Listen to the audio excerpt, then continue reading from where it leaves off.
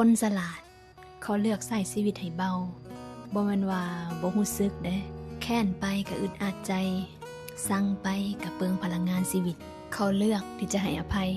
บ่แม่นว่าอีกฝ่ายควรได้รับเด้แต่ที่เลือกเพราะว่าหัวใจเฮามันควรจะได้พักต่างหากฮู้บ่ว่า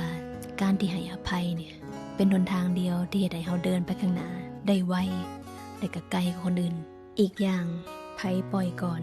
คนนั่นก็เบาก่อนเลยและเป็นคนแรกที่ได้สัมผัสความสุขใจที่แท้จริงและถ้าว่าเฮาปล่อยแล้ววางเร็วไวเท่าใด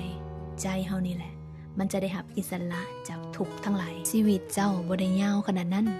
และก็บ่ได้สั้นจนขนาดที่ว่าบ่มีความหมายเฮาอยากเป็นคนหนึ่งที่ย่างไวและไปไกลก็อย่าปฏิเสธที่จะให้อภัยกับสิ่งต่างๆในอดีต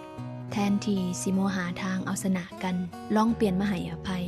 มันลดภาระทางใจได้แท้ได้และคนที่รับรู้ได้เป็นคนแรกคือโตเจ้าเองหัวใจมันเบาได้แท้ได้แทบจะบ่ต้องลงทุนหรือลงแฮงเลย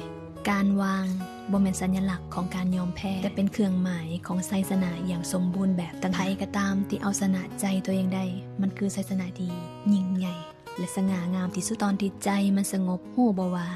พื้นที่ทางใจของมันสะอาดขึ้นอัศจรรย์คือพลังชีวิตเราจะกลับมาจากทุกทิศทุกทางเลยจงเลือกใช้ชีวิตอย่างต่อไปอย่างคนใจเบาบ่แม่นแบกเอาแต่ความโกรธแค้นความอิจฉาและความริษยาไปนำตลอดเวลายอมรับก่อนว่าเฮาบ่ได้เก่งและก็บ่ได้เก่งพอและก็บ่จำเป็นอีกจะต้องเอาตัวเองไปแข่งกับไผจึงจำเป็นต้องถอยตัวเองออกมาเพื่อกลับมาพัฒนา